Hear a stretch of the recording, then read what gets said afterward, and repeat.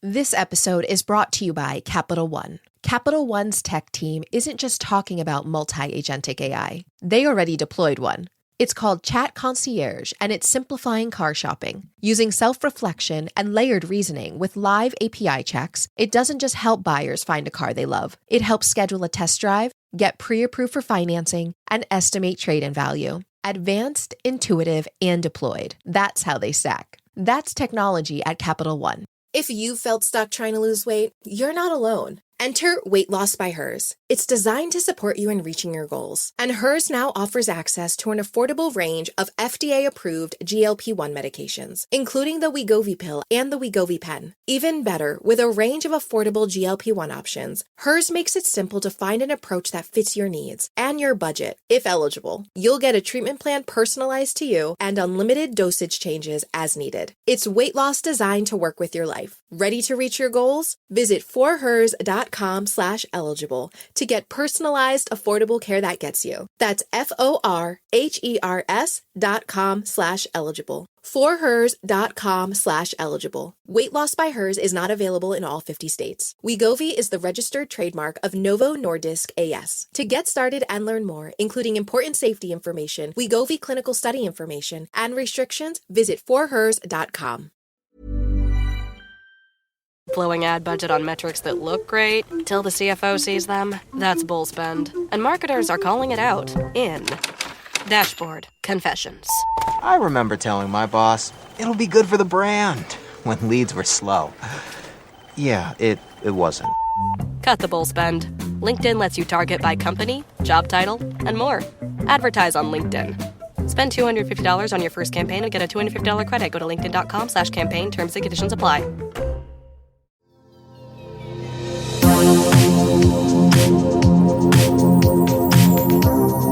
Hey everyone, Cathy here for Adweek's Metaverse Marketing Podcast. In this bonus episode that you are about to listen to, we spoke to Avery Akkineni, the president of Vayner3. Avery spoke about her work, her vision for the future, what she thinks about AI, and many other things. We hope you enjoy this bonus episode. So, Avery, welcome to the podcast. Cathy, thank you so much for having me. I'm a huge fan, a big avid listener, so I'm honored to be here. Awesome. And I think almost everyone in the Metaverse and Web3 space knows who you are. But just in case for any new folks out there that are just getting their feet wet, can you introduce yourself and tell folks what you do?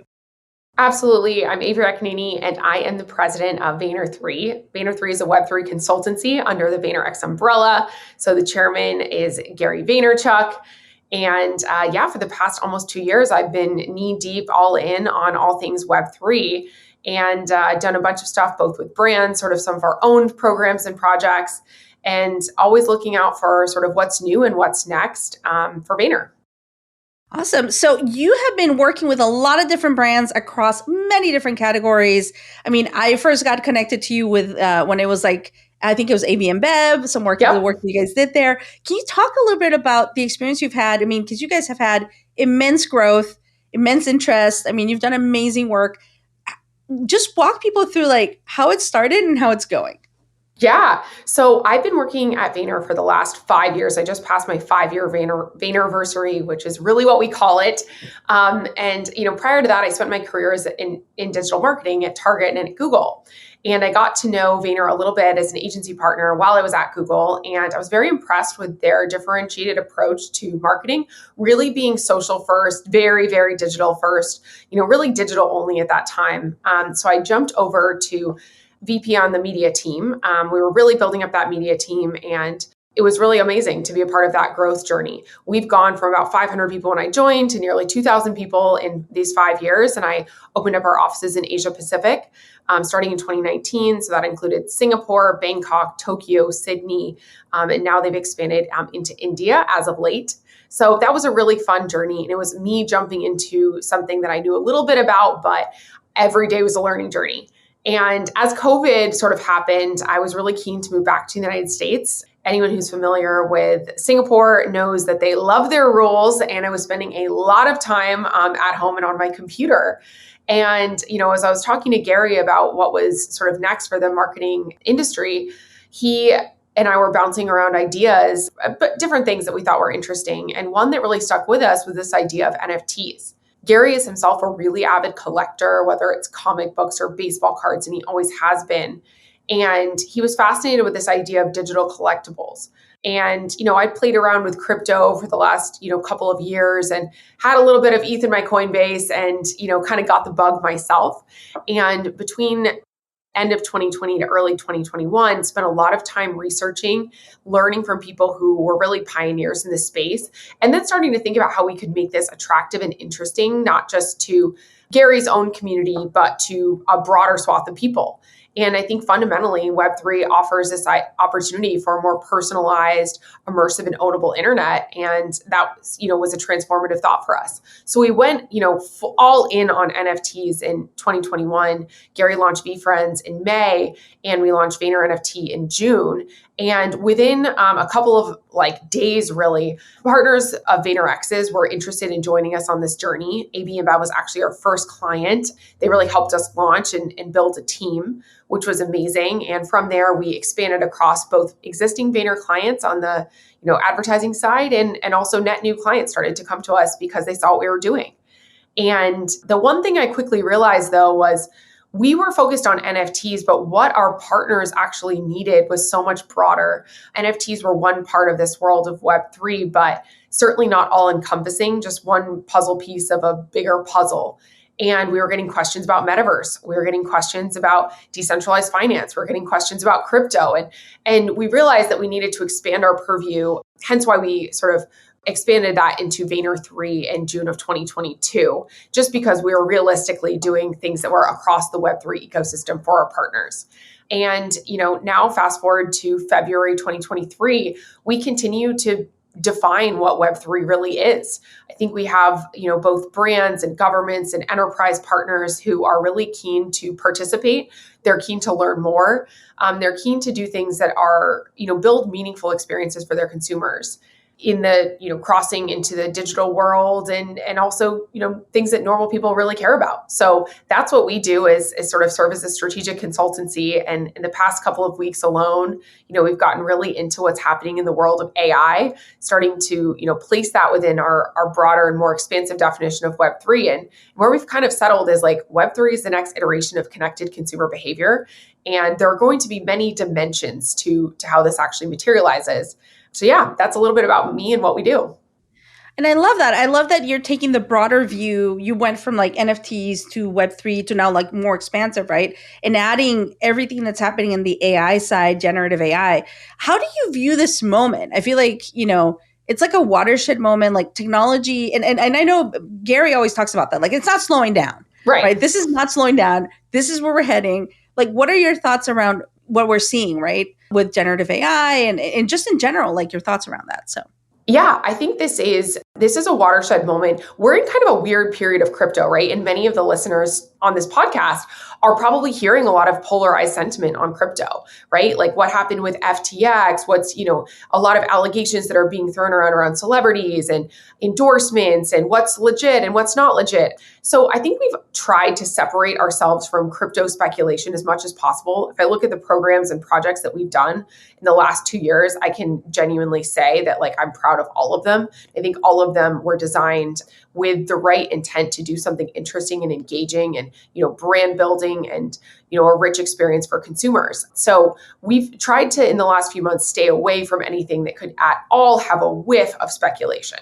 And I think that's been the right move. I think it's a watershed moment, though, because it means that all of that is taken out of the equation. And now there's this opportunity to really see the technology for what it is, which one is moving faster than ever before. And two is, change is the only constant. Trends are going to happen, and that's going to matter to marketers. Wherever attention goes, marketers follow. It's an attention economy. And being able to stay on what's current and what consumers care about is really a critical value of a professional services organization like ours, is to navigate sort of the changes, to understand consumer sentiment, understand consumer behavior. And I think that we are seeing more and more brands continue to build programs that are really designed for the long term. I think it's a watershed moment because all of these things are actually coming together. You think about something like AI, I remember in 1996, I was a kid when the IBM supercomputer beat the chess grandmaster. And that was, decades ago. And it's just sort of hitting that moment of consumer relevance, right? So I think that Web3 right now is at that intersection of really interesting technology and consumer relevance, like, cultural relevance. ChatGPT is the fastest growing app of all time with over 100 million users in 40 days. So I think that these things coming together is interesting, and we're seeing a confluence of a lot of these technologies touch each other. I almost think about it like a big lava lamp, and the bubbles are kind of, sometimes they touch and sometimes they don't, but they're all sort of in this new world. And we're seeing blockchain come together with gaming. We're seeing metaverse experiences come together with crypto sometimes. And we're seeing this idea of a personalized, immersive, and ownable internet be really the theme of this next era of the connected consumer behavior. I love that. And you talked about connected consumer experiences, right? And where we're heading. You mentioned community as well. What do you think is the role of community, right, as we're heading into this? Yep. Gary's built an amazing community. I know that you guys have helped, like Pepsi, for example, create communities like in this new space. But what is the role of community as we head into this future? Yeah, I think community is a buzzword in Web3, but it's one that really matters. Like, I'll give you a shout out, Cathy. Like, you've built a little community for, sharing out your updates on WhatsApp and on LinkedIn and places like that. I think community is fundamental to sort of the next era of the internet as well, because for the last, decade or so, brands have been trained to almost rent their audiences. Sure, you have 20 million followers on Instagram, but in order to reach them, you have to do paid ads. It's this whole thing that the platforms really had control of accessing those communities. And Web3 is challenging that belief by enabling communities to be connected through tokens. And I think that's really fascinating. It's also really hard. So building a community of millions is very challenging. You look at a very successful program like Nike Swoosh. They just today, I believe, passed 300,000 sort of community members and wallets that are a part of it. But that's, one of the biggest consumer brands in the world. So I think we're building these communities, but it is starting small. But the value of those communities, I think, is immense. You mentioned Pepsi, so we can talk a little bit about that. Pepsi's done a great job of, being a part of this journey and looking at it from a very non-commercial standpoint. From the first mic drop NFT, which, peak of the bull market, was free, 0% royalties.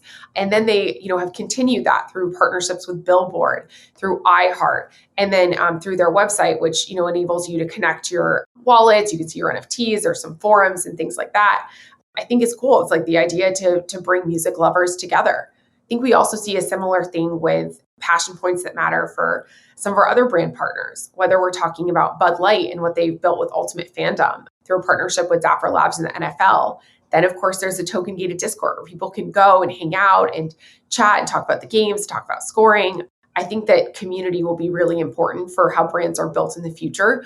But that is a challenge for many because you'll have these hyper engaged people and they're posting, they're talking about how they love Bud Light, they're talking about their scores, et cetera, but it's a smaller group. And I think a lot of times marketers are used to a very wide audience. It's this sort of new paradigm of a hyper engaged audience who is incentivized to help you build your brand, but not the same scale quite yet.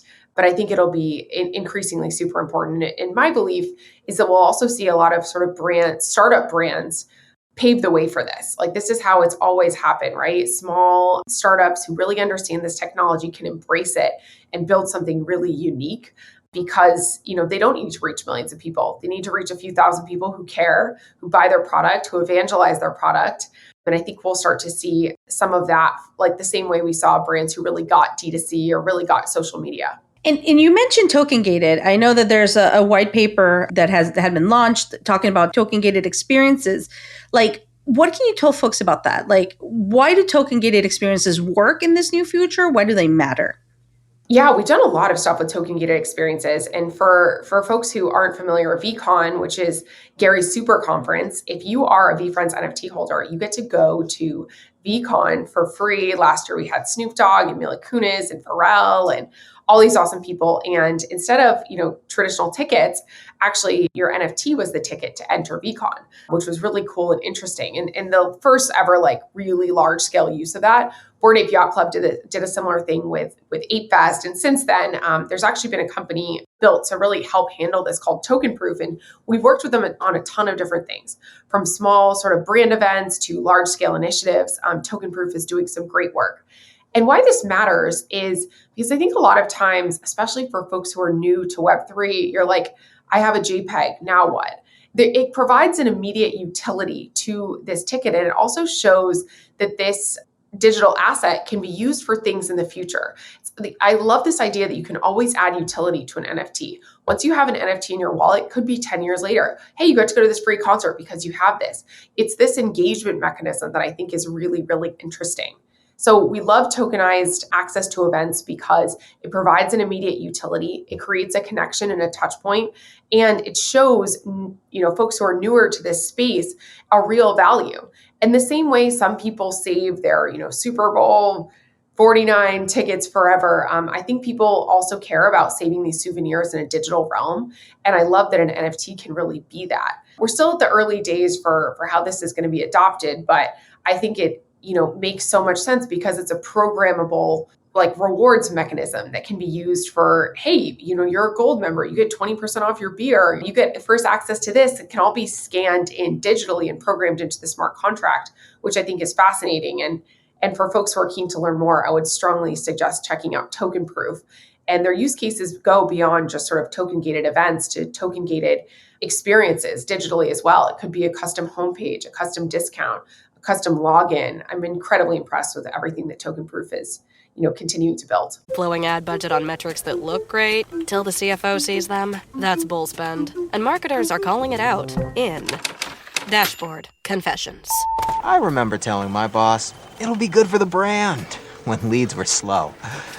Yeah, it wasn't. Cut the bull spend. LinkedIn lets you target by company, job title, and more. Advertise on LinkedIn. Spend $250 on your first campaign and get a $250 credit. Go to linkedin.com/campaign. Terms and conditions apply.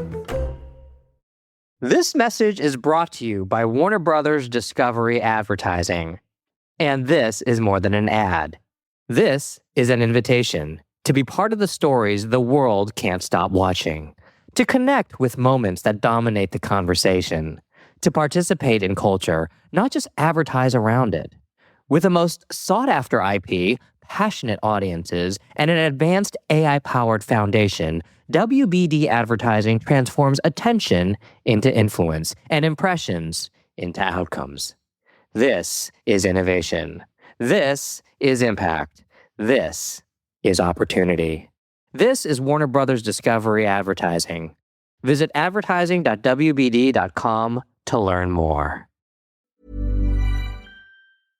This episode is brought to you by Capital One. Capital One's tech team isn't just talking about multi-agentic AI. They already deployed one. It's called Chat Concierge, and it's simplifying car shopping. Using self-reflection and layered reasoning with live API checks, it doesn't just help buyers find a car they love. It helps schedule a test drive, get pre-approved for financing, and estimate trade-in value. Advanced, intuitive, and deployed. That's how they stack. That's technology at Capital One. If you've felt stuck trying to lose weight, you're not alone. Enter Weight Loss by Hers. It's designed to support you in reaching your goals. And Hers now offers access to an affordable range of FDA-approved GLP-1 medications, including the Wegovy pill and the Wegovy pen. Even better, with a range of affordable GLP-1 options, Hers makes it simple to find an approach that fits your needs and your budget, if eligible. You'll get a treatment plan personalized to you and unlimited dosage changes as needed. It's weight loss designed to work with your life. Ready to reach your goals? Visit forhers.com/eligible to get personalized, affordable care that gets you. That's FORHERS.com/eligible. forhers.com/eligible. Weight Loss by Hers is not available in all 50 states. Wegovy is the registered trademark of Novo Nordisk AS. To get started and learn more, including important safety information, Wegovy clinical study information, and restrictions, visit forhers.com. And you're one of those trusted voices, right? That brands come to and they have questions. right? And some of them are probably thinking, because of the current market situation, like, oh my gosh, like, where do we put our attention, right? Should it be here? Should it be here? Like, how do we stay relevant? Like, to me, it's like the question is like, how do you stay relevant in the age of TikTok, Web3, Metaverse, AI? Like, there's so many things pulling at their attention. What do you say to them? Like, how do you advise them on this? Yeah, well, first of all, probably a controversial thing to say, but like you don't have to jump into Web3, but you have to learn is what I always advise them. You don't need to activate tomorrow. You don't have to chase headlines, to be relevant. What you need to do is really understand what's happening and then be able to apply it to your business. So brands come to us all the time and say like, I want to do an NFT project and I've got an idea for X, Y, and Z. And that might be the right idea, but it might not, right? I think that for us, starting with a real understanding of the technology and then being able to marry it to your business objectives is really where the magic happens. And sometimes this makes a ton of sense. Massive consumer brands that have, existing loyalty programs, existing event strategies, it can fit neatly within what they're already doing as a first sort of touch point. But that's not every brand in the world. If you don't have a TikTok, maybe you don't need to launch an NFT program. Maybe you pick TikTok first, and that's okay. But I think understanding where this is going is critical. And I think a lot of brands who felt that they were late to Web 2 are now really keen to jump into understanding Web 3 and almost like future-proofing themselves by they didn't take Web 1 seriously enough. They were late to get their website. They didn't take Web 2 seriously enough. They were late to get their Facebook and Instagram and maybe even TikTok. And now they're like, okay, I don't want to be late again. I want to lean into this early. And I think the brands who've had the most success are really those who have found a way to integrate it into their core business. And a very practical example I often cite is Reddit. So we did a white paper with Reddit on the ABCs of NFTs almost a year ago, and it was great. And I've been so impressed with the way that their team has built Web3 into their core marketing and engagement strategies. The $28 million market cap impacted 7 million unique wallets. And they did it because they've built something that their consumers actually want. I think a lot of brands are chasing this like very small community of NFT natives instead of thinking what their consumers really want out of engaging more deeply with them. So I think it all starts with understanding the technology and the applications and then matching that to what your consumers care about and your business objectives, and then launching into a strategic approach, knowing that it's not a sprint, it's a marathon. Web3 isn't going anywhere. It will evolve. And I've been really proud of a lot of our partners for, more recently taking that kind of measured approach to think through everything first versus a year ago. I think people were just wanting to jump in and show that they were part of the conversation. It's definitely changed a lot in the last year, right? Oh yeah, you know it. Of like wanting to get that, first to do X in the metaverse or whatever. And now it's like, no, let's sit down and think really about the long term here and what does this mean? So I love that. What are you excited about when you look at the future and what's coming? Like, what excites you about what's coming down the line? One thing that I'm really excited about is evolving sort of collectibles. I think that'll be really interesting. We actually just did a program that launched yesterday with Crown Royal that's this sort of chain of gratitude type of thing, free digital collectible that, linked to their sort of Super Bowl spot and their kind of core theme of gratitude and generosity, where you can actually pass on a chain and the NFT evolves, the metadata updates, which I think is really cool. And this idea that a digital collectible doesn't have to be static. It can evolve over time, I think will be really interesting. As brands have different programming, year over year, different leadership year over year, being able to evolve that, I think is super cool. Another thing I'm really excited about, and I know Cathy, you've got a lot of heart for this as well, is the growth of some of these immersive digital experiences that are having really breakthrough consumer moments, whether we're talking about Roblox, which I think it was just last weekend, beat their highest number ever of simultaneous players with almost 10 million. I'm really fascinated with what they're building over there and how that can apply to brands who are looking to connect with the next generation of their consumers with Gen Alpha. And the third thing I'm really excited about is increasing transparency around sort of regulation. I think that's been something that's held a lot of our partners back it's just not knowing. I think having clarity is something that people are really craving so they can make the right decisions and plan accordingly. So yeah, the evolving collectibles, immersive experiences, and how they continue to take off in popularity with Gen Alpha and regulatory clarity are three things that I'm really looking forward to over the next 6 to 12 months. Yeah, I feel like there's so much gray right now, so that holds some of the brands back. They're like, "Well, I'm not ready to move until I have more clarity." Yes. So definitely get that. Definitely get that. When you look at like the convergence of the physical world and the virtual world, right, and everything that's happening, are you excited about potentially, wearables, glasses? Like, what are you thinking around that? Yeah, well, you're talking to a girl who worked on the Google Glass marketing team. So I was a very early adopter and I was super convicted at the time that I thought that was going to be like the thing because they're really light, they're really easy to wear. We had them in the DBF fashion show. I was super bullish on Google Glass, projected like the screen into your eye for those of you who may have not had the chance to demo Google Glass. And, within like a year, it kind of like petered off and it was cooled off. I think we're seeing that. We haven't seen that killer app moment yet for virtual reality. I think there's a lot of interesting stuff being developed and, I've tried the new Quest Pro and it's cool. I can have my Excel, there's a bunch of interesting things, but it's not quite there yet from a consumer adoption perspective. And I try to not make predictions about the future, but rather just pay attention to consumer behavior. And I think we haven't yet seen that killer app for VR.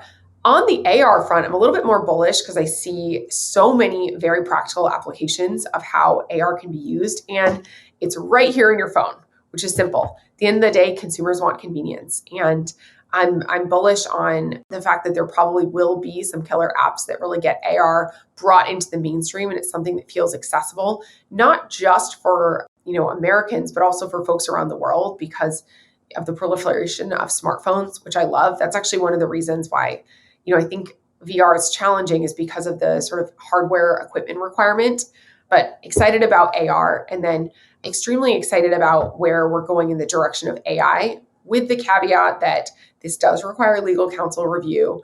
I think from, a strategizing to a concepting to a copywriting to an art direction to even a creative production standpoint, AI is going to revolutionize how digital marketers operate. Been using a couple of tools for almost a year at Vayner in different forms and fashions, replacing storyboards with AI illustrations, testing out different sort of formats of copy. And right now, we're not using any of this externally yet, but I just saw today BMW post their Valentine's Day Instagram post that was actually generated with AI. So I'm really bullish on how digital marketers will be able to harness this power, knowing, of course, that it'll take a little bit of time to sort out the legal points of inspiration and sourcing and all of that great stuff. But those are three things that I'm really keen to see take off this year. And of course, sort of bucketing these all in this world of Web3, seeing them come together. I think the convergence of a lot of these is something that is inevitable. It's just, which one of these starts to move a little bit quicker and gains consumer adoption and gains consumer love because marketers will be right thereafter. And I do believe that blockchain is going to be like a massive underpinning for all of this, probably in a less visible way than what we've seen in the sort of PFP craze. But this immutable ledger, I think, is going to be a big part of the next era of the internet and also a big enabler of interoperability between these, amazing, cool things that are being built. And one thing I love about you as well is that you're a global leader, right? But you're based in Miami, you're based in Florida. You become a leader there as well, like and really connected to that community.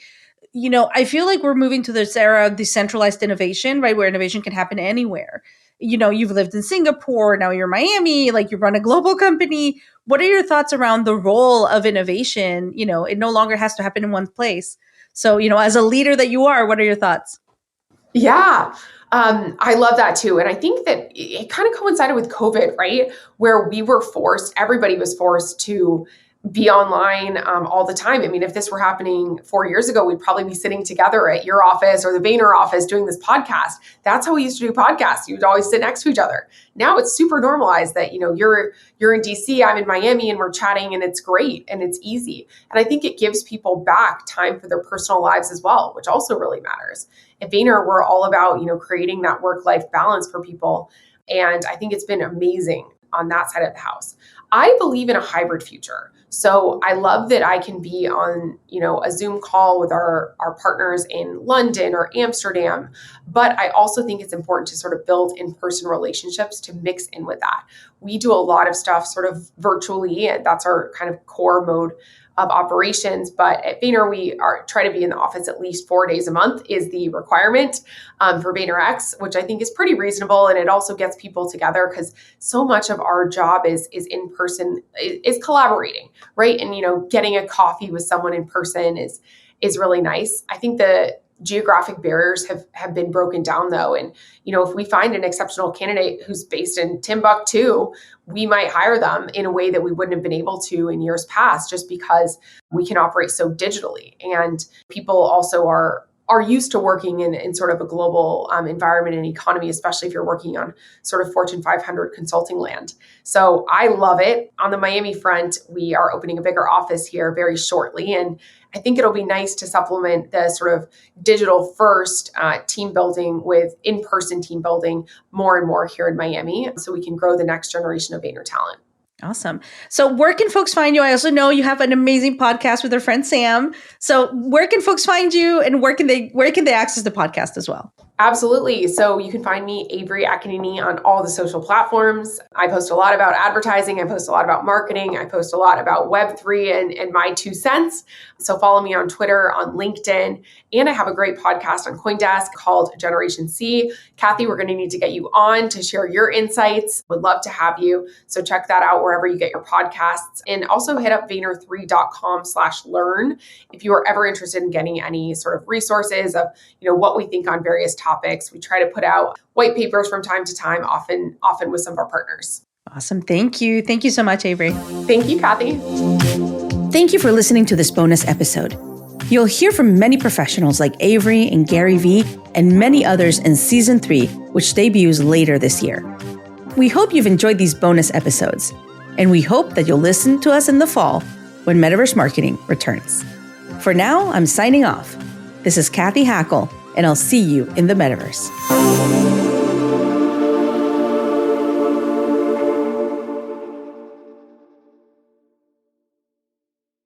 Blowing ad budget on metrics that look great till the CFO sees them. That's bull spend. And marketers are calling it out in Dashboard Confessions. I remember telling my boss, it'll be good for the brand, when leads were slow. Yeah, it wasn't. Cut the bull spend. LinkedIn lets you target by company, job title, and more. Advertise on LinkedIn. Spend $250 on your first campaign and get a $250 credit. Go to linkedin.com/campaign. Terms and conditions apply. This episode is brought to you by Capital One. Capital One's tech team isn't just talking about multi-agentic AI. They already deployed one. It's called Chat Concierge, and it's simplifying car shopping. Using self-reflection and layered reasoning with live API checks, it doesn't just help buyers find a car they love. It helps schedule a test drive, get pre-approved for financing, and estimate trade-in value. Advanced, intuitive, and deployed. That's how they stack. That's technology at Capital One.